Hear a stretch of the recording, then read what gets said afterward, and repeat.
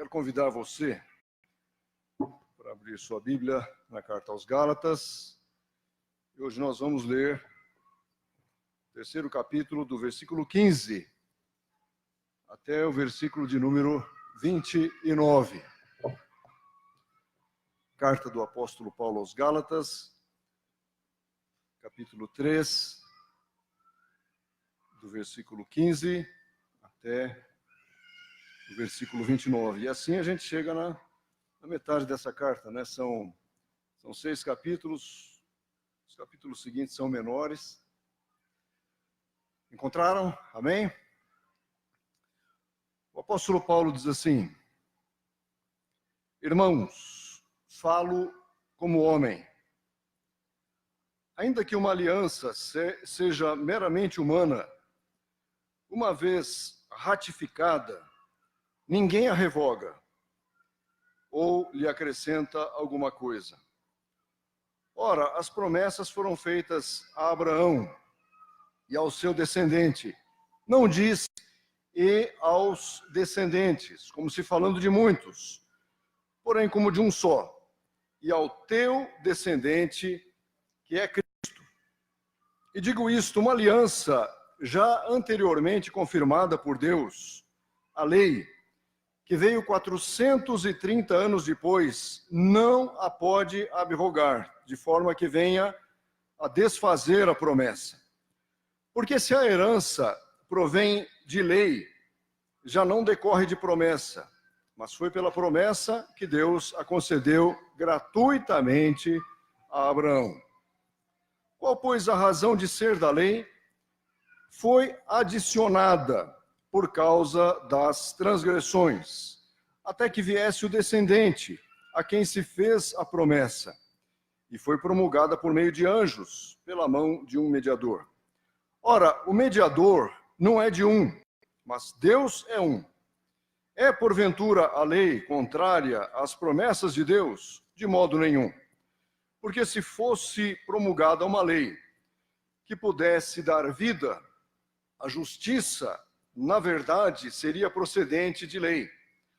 Mas a Escritura encerrou tudo sob o pecado, para que, mediante a fé em Jesus Cristo, fosse a promessa concedida aos que creem. Mas antes que viesse a fé, estávamos sob a tutela da lei, e nela encerrados, para essa fé, que de futuro haveria de revelar-se. De maneira que a lei nos serviu de aio, para nos conduzir a Cristo, a fim de que fôssemos justificados por fé.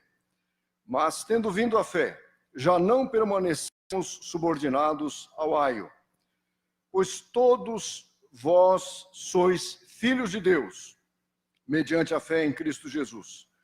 Porque todos quantos fostes batizados em Cristo, de Cristo vos revestistes. Dessarte não pode haver nem judeu, nem grego, nem escravo, nem liberto, nem homem, nem mulher, porque todos vós sois um em Cristo Jesus.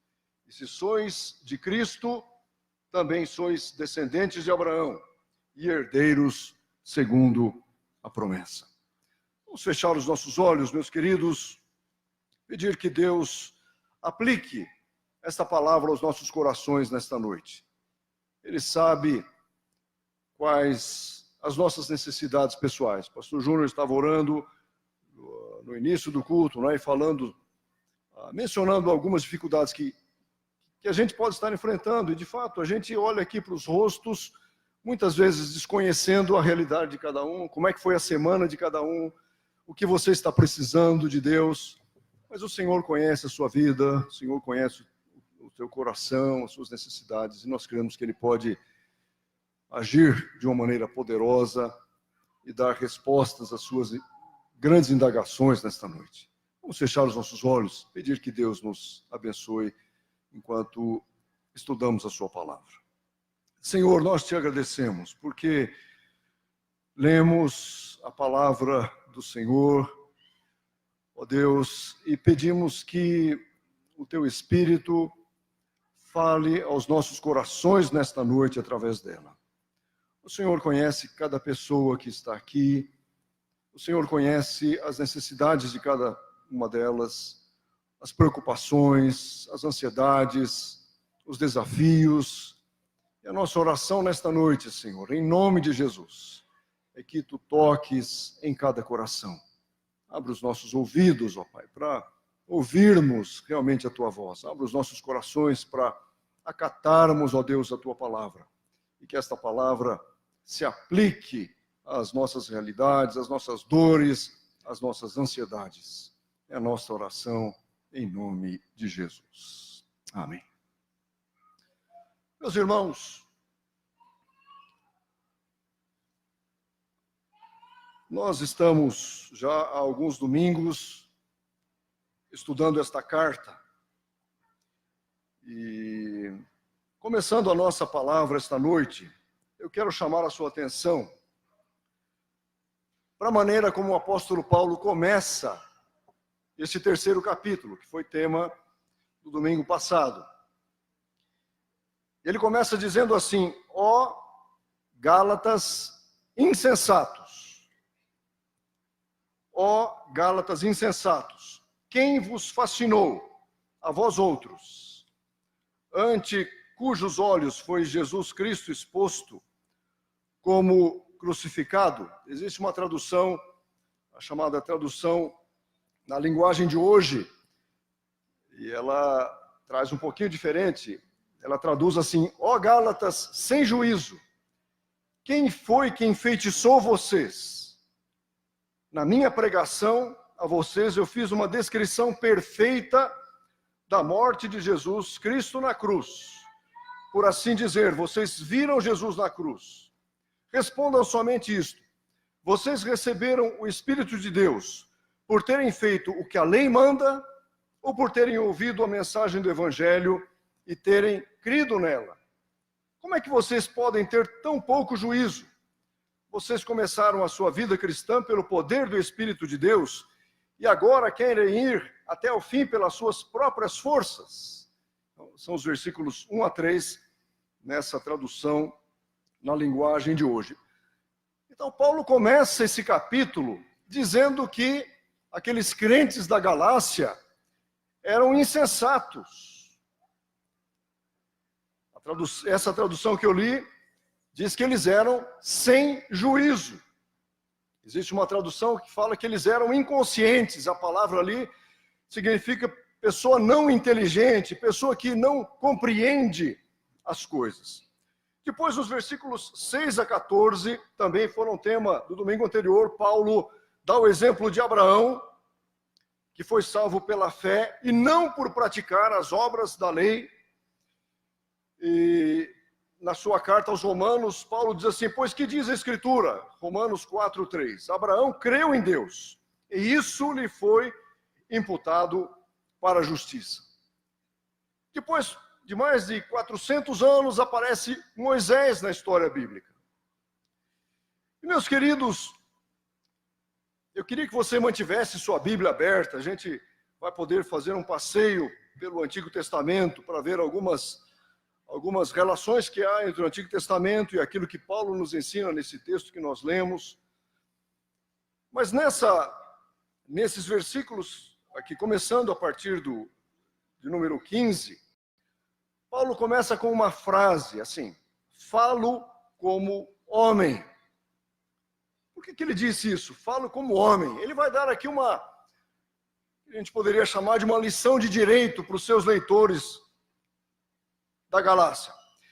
E olha o que ele diz: se uma aliança, se um pacto, ainda que ele seja meramente humano, é o que ele diz aqui, ainda que uma aliança seja meramente humana, uma vez ratificada, confirmada pelas partes, né, se fosse um contrato hoje, se for devidamente assinado, se houver as testemunhas, se houver todo o cumprimento das formalidades, diz Paulo, ninguém a revoga ou lhe acrescenta alguma coisa.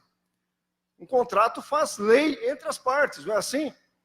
Um contrato faz lei entre as partes. Então Paulo está dizendo que se há uma aliança, ainda que ela seja humana, se ela for ratificada, confirmada, ninguém a revoga nem lhe acrescenta alguma coisa. E a partir dessa afirmação, o apóstolo Paulo ele vai falar sobre algumas alianças que as Escrituras mostram que Deus fez com pessoas.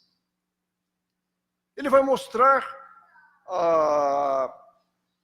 que Deus fez um pacto lá no Antigo Testamento, o qual Paulo já mencionou, que foi com Abraão, depois um pacto com Moisés.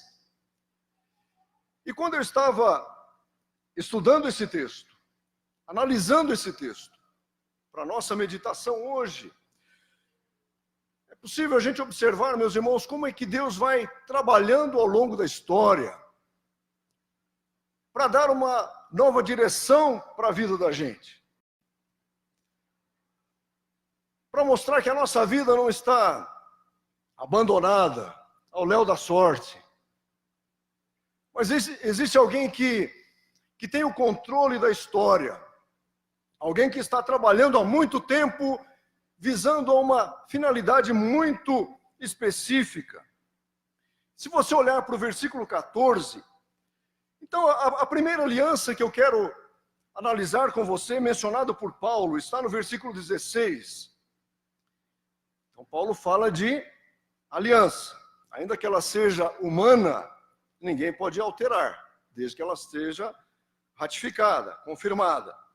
No versículo 16, Paulo diz assim: ora, as promessas foram feitas a Abraão e ao seu descendente. Não diz aos descendentes, como se falando de muitos, porém como de um só, e ao teu descendente, que é Cristo. E meus queridos, esta é a primeira aliança que Paulo menciona aqui, para a qual eu gostaria de chamar a sua atenção. Você está com a sua Bíblia? Vire um pouquinho as páginas aí, vá lá para o primeiro livro da Bíblia, livro de Gênesis, capítulo 12. E aqui nós vamos ver um retrato desse personagem chamado Abraão, que Paulo menciona. As promessas foram feitas a Abraão e ao seu descendente. Quem foi Abraão? Um homem que viveu aproximadamente pelo ano 2000 antes de Cristo. Portanto, estamos longe de Abraão cerca de 4.000 anos. E veja o que diz o capítulo 12 de Gênesis. Disse o Senhor a Abraão, os primeiros versículos: sai da tua terra e da tua parentela e da casa de teu pai, e vai para a terra que eu te mostrarei. De ti farei uma grande nação, te abençoarei, engrandecerei o nome, sê tu uma bênção. Abençoarei os que te abençoarem, e amaldiçoarei os que te amaldiçoarem. Em ti serão benditas todas as famílias da terra. Partiu, pois, Abraão, como lhe ordenara o Senhor, e Ló foi com ele. Tinha Abraão, quantos anos? 75 anos, quando saiu de Harã. Meus queridos, Abraão vivia num contexto de pessoas que tinham deuses pagãos. Então era um contexto pagão, aquele em que Abraão vivia. Se você olhar para Josué, o 24º capítulo, o 3º versículo, quando Josué faz uma retrospectiva da história do seu povo, ele diz: Josué disse a todo o povo, assim diz o Senhor Deus de Israel, antigamente vossos pais, Terá, pai de Abraão e de Naor, habitaram além do Eufrates e serviram a outros deuses. Então os pais, os parentes de Abraão, viviam num contexto pagão, em que o Senhor não era conhecido. E continua Josué dizendo: eu, porém, tomei Abraão, vosso pai, da além do rio, e o fiz percorrer toda a terra de Canaã, também lhe multipliquei a descendência e lhe dei Isaque.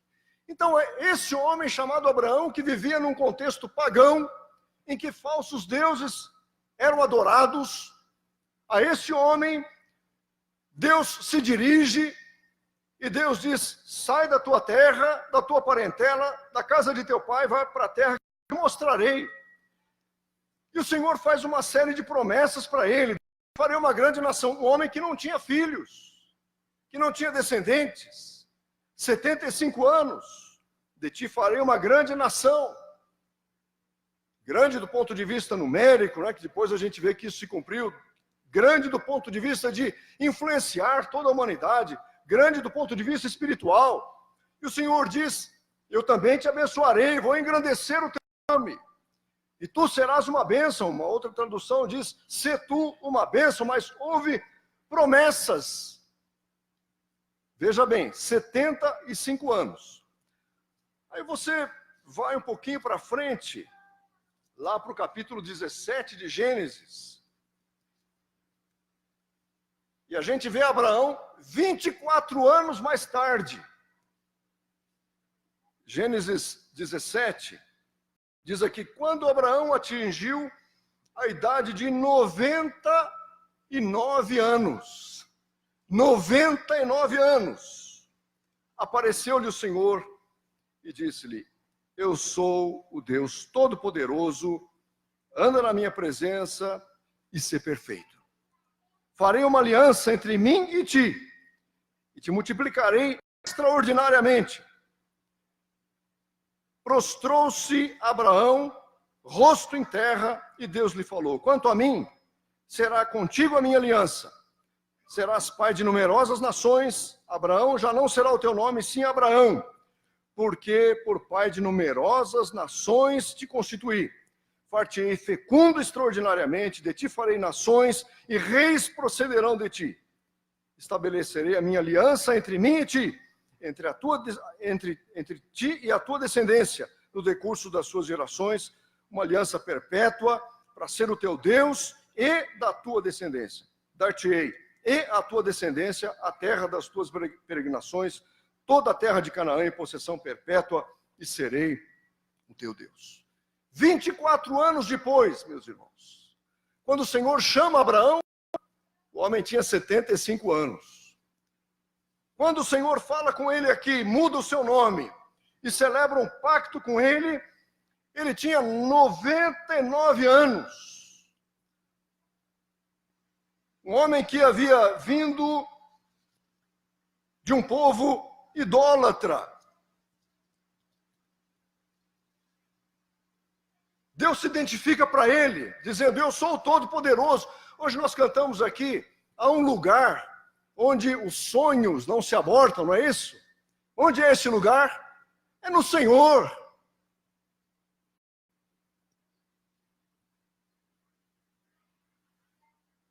Que não tinha filhos, Deus vai trabalhando na vida dele, Deus faz promessas. Deus diz: eu sou o Deus Todo-Poderoso. Deus exige santidade dele, anda na minha presença, ser perfeito. Deus menciona aliança: farei uma aliança entre mim e ti. E Deus reafirma: de ti farei uma grande nação, te multiplicarei extraordinariamente. Os termos desse pacto, né, quais eram? Os termos dessa aliança, o Senhor diz: serás pai de numerosas nações. O nome dele foi mudado de Abraão, que significava Abrão, pai exaltado, para Abraão, que é pai de muitas nações, pai de numerosas nações. O Senhor diz que faria dele uma pessoa fecunda, reis procederão de ti. Estabelecerei a minha aliança entre mim e ti, e a tua descendência, dar-te-ei, e a tua descendência a terra das tuas peregrinações. É a esse homem que Paulo está se referindo lá na carta aos Gálatas. Um homem que ouviu promessas de Deus.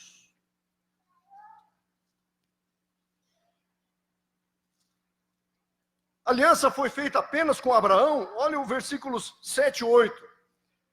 Estabelecerei a minha aliança entre ti e a tua descendência. Existe uma tradução que diz: os teus descendentes. E eu achei muito curiosa essa diferença entre as traduções. a Revista e Corrigida, por exemplo, diz assim: estabelecerei a minha aliança entre mim e ti e a tua descendência, no decurso das suas gerações. A Almeida Revista e Corrigida diz: estabelecerei o meu concerto entre mim e ti e a tua semente. A tradução na linguagem de hoje diz: a aliança que estou fazendo para sempre com você e com os seus descendentes. E a NVI, que é uma tradução, não sei se alguns aqui têm, Nova Versão Internacional, diz assim: estabelecerei a minha aliança como aliança eterna entre mim e você e os seus futuros descendentes. Mas a palavra, tanto hebraica quanto a palavra hebraica, quanto grega, é a tua semente. E a gente observa nos versículos 9 a 14 de Gênesis 17, que ali se institui a circuncisão como o selo daquele pacto que o Senhor estava fazendo com Abraão. Diz assim: disse mais Deus a Abraão: guardarás a minha aliança, tu, a tua descendência, no decurso das suas gerações. Esta é a minha aliança, que guardareis entre mim e vós, e a tua descendência. Todo macho entre vós será circuncidado. Meus queridos, qual foi a interpretação que Paulo fez desse texto? E a gente sabe que a palavra descendência tem um sentido coletivo, mas Paulo dá uma nova interpretação. Ele diz: ora, agora Gálatas 3:16, as promessas foram feitas a Abraão e ao seu descendente. Não diz e aos descendentes, como se falando de muitos, porém de um só, e ao teu descendente, que é Cristo. E o apóstolo vê então que as promessas de Deus feitas a Abraão, elas vão atingir o cumprimento máximo delas em quem? Na pessoa de Jesus. Onde ou por meio de quem nós também fomos alcançados. Amém, meus queridos? Deus de promessas. Então, por isso que Paulo diz para os Gálatas: vocês estão loucos, vocês são insensatos, vocês começaram como? Começaram com a fé, vocês começaram com as promessas. E aí ele vai falar de uma outra aliança. Aliança feita, mediada por Moisés. Esse é o segundo ponto da nossa abordagem aqui. Então, no versículo 17, Paulo diz: digo isto, uma aliança já anteriormente confirmada por Deus. A lei, que veio 430 anos depois, não a pode abrogar de forma que venha desfazer a promessa. Então ele falou da promessa. E agora ele fala de uma outra aliança que Deus fez. A lei, que vem 430 anos depois de Abraão. Moisés viveu lá em torno do ano 1500, 1600 antes de Cristo. Mas há uma diferença aí, então, Paulo diz aqui, de 430 anos, quando veio a lei. Quem foi Moisés? Um homem de Deus. Um homem chamado pelo Senhor para tirar o povo de Israel do Egito. Foi um grande legislador. Aquele que escreveu os 5 primeiros livros da Bíblia. Gênesis, Êxodo, Levítico, Números, Deuteronômio. Chamados de Pentateuco, que os judeus chamam de Torá, os livros da lei. Deus vocaciona esse homem.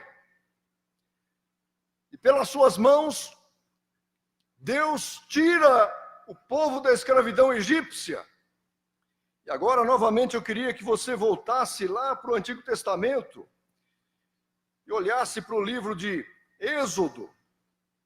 E aqui a gente vai ver como é que essa aliança que o Senhor faz por Moisés acontece. Interessante que eles haviam saído do Egito. E aqui era o terceiro mês dessa saída de Israel do Egito. E esses capítulos 19 até o 24 de Êxodo vão mostrar como é que Deus estabelece essa aliança com o seu povo, com o povo hebreu. Capítulo 19, Deus fala com Moisés lá no Monte Sinai. Diz assim: no terceiro mês da saída dos filhos de Israel da terra do Egito, no primeiro dia desse mês vieram ao deserto de Sinai. E se acamparam, diz o versículo 2, no versículo 3 diz assim: subiu Moisés a Deus, e do monte o Senhor o chamou e lhe disse: assim falarás à casa de Jacó e anunciarás aos filhos de Israel. Tendes visto, e aqui ele vai enumerar algumas coisas que ele havia feito entre o seu povo. Ele diz: tendes visto o que fiz aos egípcios. O que ele havia feito aos egípcios? Havia derrotado os egípcios no mar. Havia mostrado que os egípcios não tinham poder nenhum. Era uma potência política, uma potência econômica, mas que foi derrotado pelo Senhor, que pode todas as coisas. Lembram-se da história das pragas, dos primogênitos que morreram, e o faraó disse: deixe esse povo ir. Reconheceu que o Deus de Moisés, o Deus dos hebreus, era maior do que todos os deuses. E o texto diz: tendes visto o que fiz aos egípcios, como vos levei sobre asas de águia, e vos cheguei a mim. Como que o Senhor havia trabalhado para trazer todo aquele povo para perto dele. E diz o versículo 5: agora, pois, se diligentemente ouvirdes a minha voz, diligentemente. O que é diligentemente, meus irmãos? É de uma maneira cuidadosa, prestando atenção. Se diligentemente ouvirdes a minha voz, guardardes a minha aliança, então sereis a minha propriedade peculiar, dentre todos os povos, porque toda a terra é minha. E o Senhor continua com algumas promessas aqui: vós me sereis reino de sacerdotes e nação santa. São estas as palavras que falarás aos filhos de Israel. E aqui começava esse relacionamento em termos de pacto que Deus estava fazendo com o seu povo recém-saído do Egito. E dos versículos 10 para frente, você vai ver que era um momento de muita seriedade. Ninguém podia tocar no Monte Sinai. Havia limites. No versículo 12, marcarás em redor limites ao povo, dizendo: guardai-vos de subir ao monte, nem toqueis o seu limite. Todo aquele que tocar o monte será morto. Versículo 16 de Êxodo 19, ao amanhecer ao terceiro dia, houve trovões, relâmpagos, e uma nuvem espessa sobre o monte, e muito forte clangor de trombeta, de maneira que todo o povo se estremeceu. Era uma aliança que estava nascendo. E Moisés levou o povo fora do arraial, ao encontro de Deus, e puseram-se ao pé do monte. Todo o monte Sinai fumegava, porque o Senhor descera sobre ele em fogo. A sua fumaça subia como fumaça de uma fornalha, e o monte tremia grandemente. E o versículo 19 diz assim: e o clangor da trombeta ia aumentando cada vez mais. Moisés falava e Deus lhe respondia no trovão. Então veja, meus queridos, que essa é uma das alianças que Paulo menciona. E aí o que acontece? A gente vai vendo os requisitos de Deus para a conduta do seu povo. O capítulo 20 de Êxodo, por exemplo, traz os 10 mandamentos. Se você nunca leu, leia isso com atenção. Não terás outros deuses, não farás imagem, não as adorarás, não tomarás o nome do Senhor teu Deus em vão, e por aí vai. Mas não havia só os 10 mandamentos, havia outras leis. Havia leis sobre a conduta religiosa. O capítulo 21 fala sobre violência, fala sobre os servos. Capítulo 22 fala sobre a propriedade, leis civis, leis religiosas. Tudo isso fazia parte desta aliança que Deus estava fazendo com o povo judeu. E aí a gente chega no capítulo 24, em que essa aliança chega no ponto mais alto. E os líderes todos, e todo o povo, tem uma experiência extraordinária com o Senhor. Capítulo 24 de Êxodo diz que Moisés escreveu todas as palavras do Senhor, tendo se levantado pela manhã de madrugada, erigiu um altar ao pé do monte, 12 colunas, e aí ele relatou tudo aquilo que o Senhor havia feito, tomou, versículo 7, tomou o livro da aliança, leu ao povo, e eles disseram, tudo que o Senhor falou, faremos e obedeceremos. Meus irmãos, que triste a gente observar que aqui houve esse compromisso, mas pouco tempo depois, o povo já estava adorando bezerro.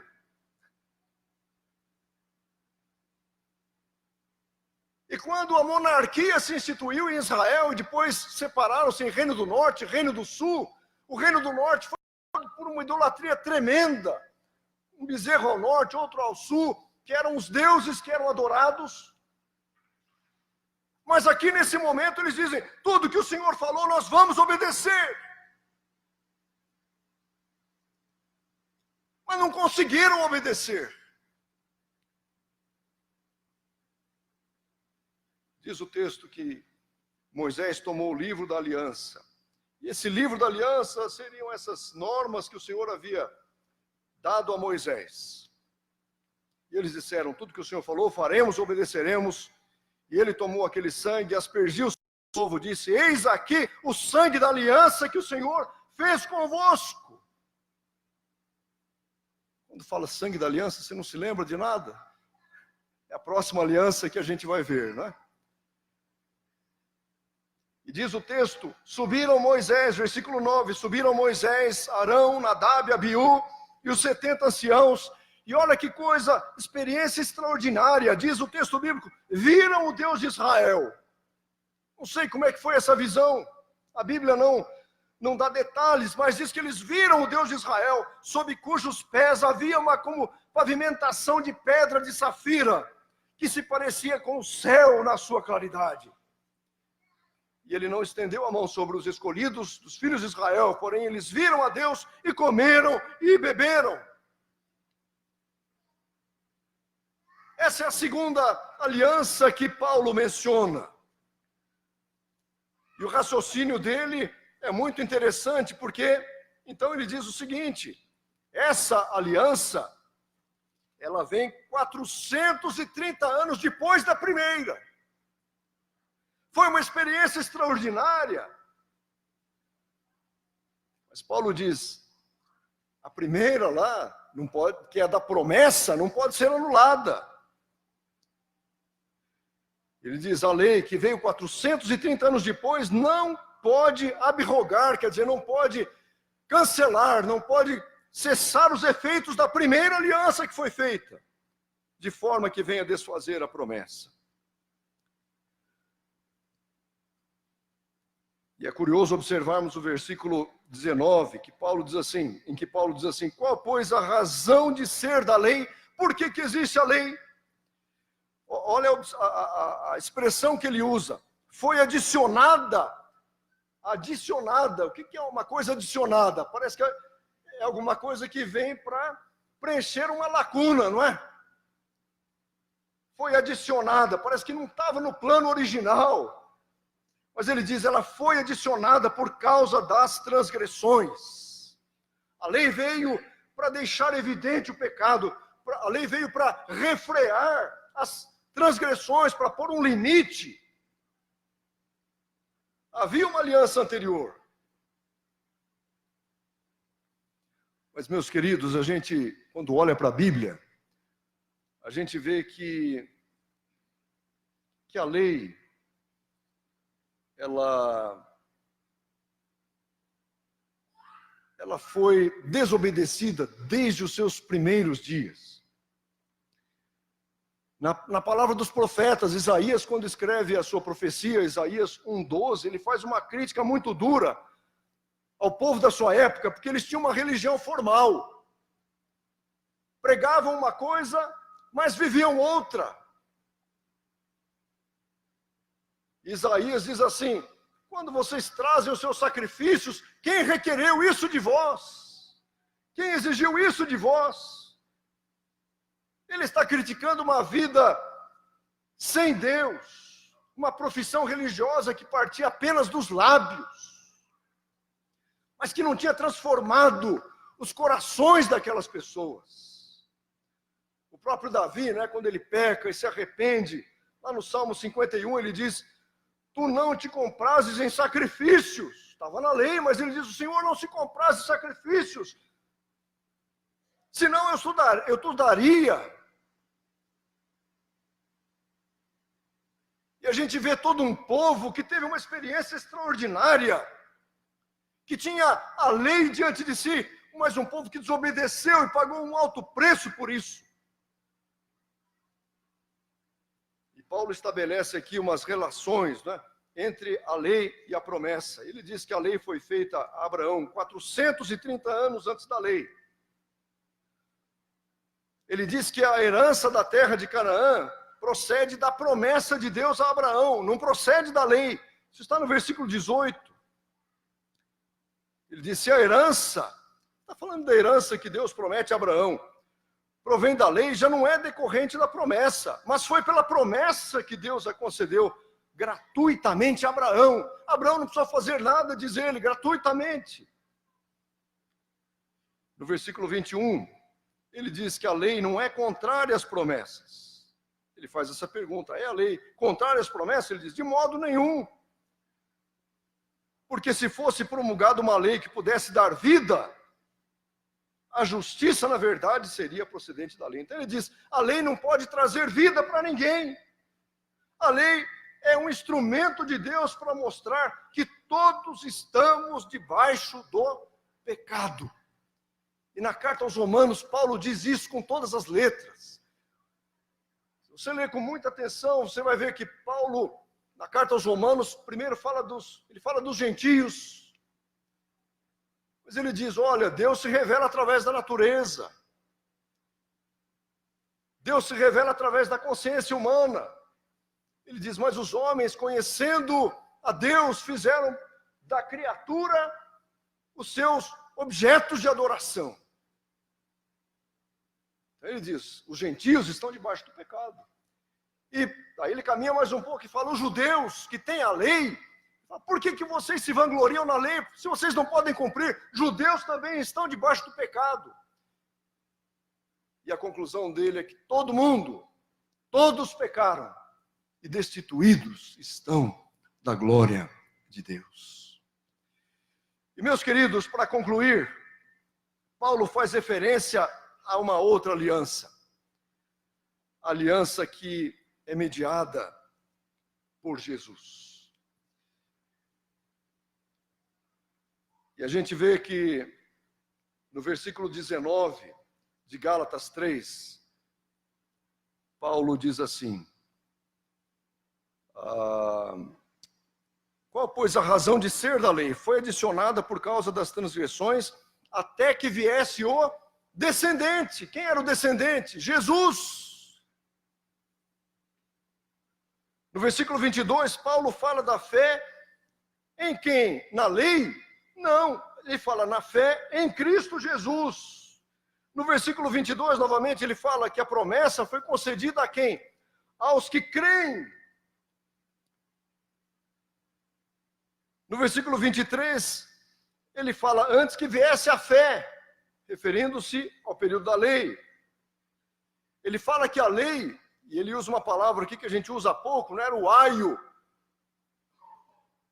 Na cultura antiga, na época do Novo Testamento, quem era o aio?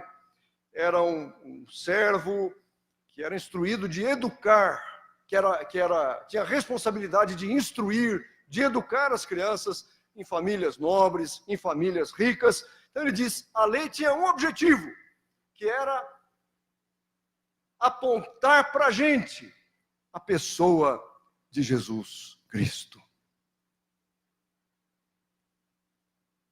Então ele diz no versículo 23, antes que viesse a lei, a fé, estávamos sob a tutela da lei. E nela encerrados, dentro dela, não é? Para essa fé que de futuro haveria de revelar-se. De maneira que a lei nos serviu de tutor, de instrutor, para nos conduzir a Cristo, a fim de quê? Que fôssemos justificados pela fé.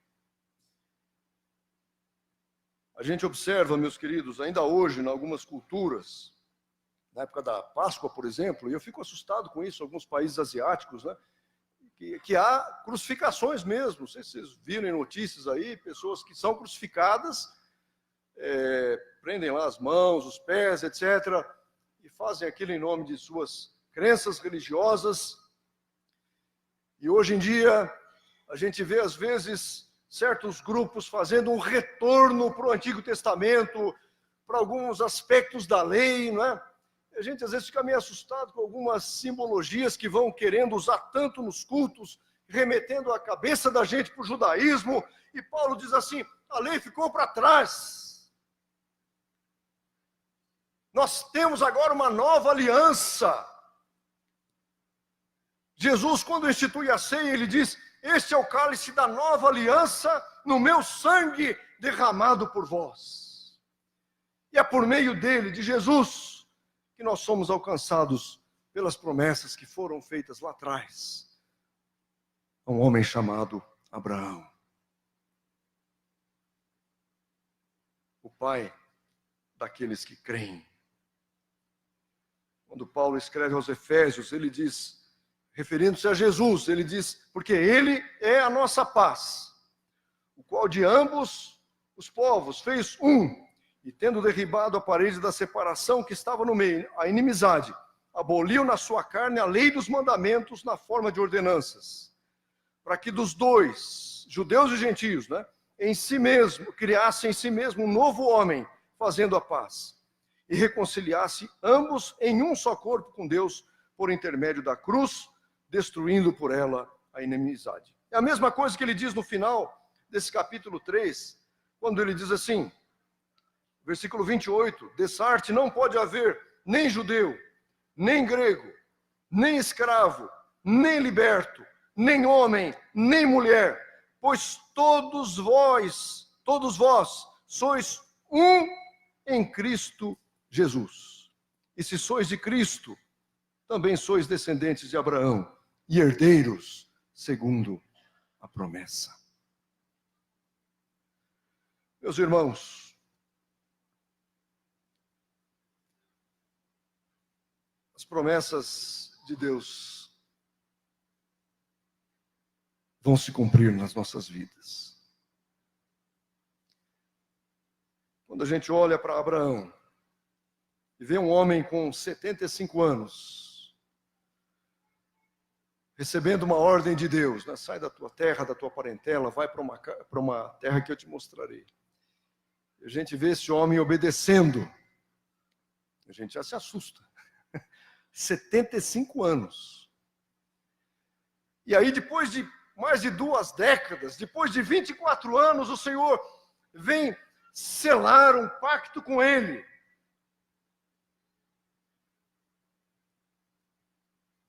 E depois de 2000 anos, Jesus nasce. E Paulo escreve, olha, é nesse aí que as promessas feitas a Abraão estão se cumprindo. E ele diz, vocês Gálatas, não sejam burros assim, não sejam insensatos. Vocês têm tudo de graça em Jesus. Jesus, certa vez, disse aos seus discípulos, né? Vinde a mim todos os que estáis cansados, sobrecarregados, e eu vos aliviarei, porque o meu jugo é suave. O meu fardo é leve. Quando Jesus olhava para os fariseus, ele dizia, vocês são hipócritas. Vocês andam aí todo lamentados, com uma vestimenta que mostra a religiosidade de vocês. Mateus 24 traz isso com uma beleza extraordinária. Vocês querem dizer que vocês são os bons da religião, mas vocês são sepulcros caiados. Vocês fazem tudo para converter um gentio e colocam sobre ele um fardo que vocês mesmos não conseguem carregar. Jesus diz: meu fardo é leve, o meu jugo é suave. Então Paulo diz: vocês Gálatas não podem ser insensatos assim. Deixar essa leveza do Evangelho, essa beleza do Evangelho, para se colocarem de novo debaixo desse jugo tão pesado da lei, que nunca salvou ninguém. Que mesmo na época do Novo Testamento, do Antigo Testamento, a salvação não se dava pela lei, mas a salvação se dava pela esperança de que Deus levantaria alguém, o Messias, para ser o Redentor. Moisés já disse isso, né? O Senhor levantará um profeta semelhante a mim. A lei era ruim? Paulo diz: não, a lei do Senhor é boa, o mandamento é santo, puro, justo e bom. Mas no raciocínio dele, ele dizia: ninguém pode cumprir a lei. Por isso, no auge dos tempos, Deus mandou seu Filho, que se fez carne, para morrer em nosso lugar. Jesus cumpriu a lei. E hoje a gente não precisa se preocupar com isso. Precisamos de compromisso com Ele, precisamos de uma vida séria. Tanto é que Paulo vai falar sobre as responsabilidades cristãs. Futuramente, né, vem lá as obras da carne. E Paulo fala também: a vida cristã não é libertinagem. Mas a vida cristã, meus irmãos, é essa transformação que a gente experimenta vivendo com o Senhor. E o Evangelho é transformador. Que nós saiamos daqui nesta noite sabendo que o nosso Deus é um Deus de alianças, é um Deus de promessas, promessas que nada pode anular. Elas persistem e elas nos alcançam, se nos submetermos a Jesus. Que a nossa vida possa ser de inteira submissão ao Senhor. É isso que Paulo está dizendo. A gente tem de se colocar debaixo do senhorio de Cristo, porque é Ele que nos levará à redenção, Ele que nos levará ao Pai. Em nome de Jesus.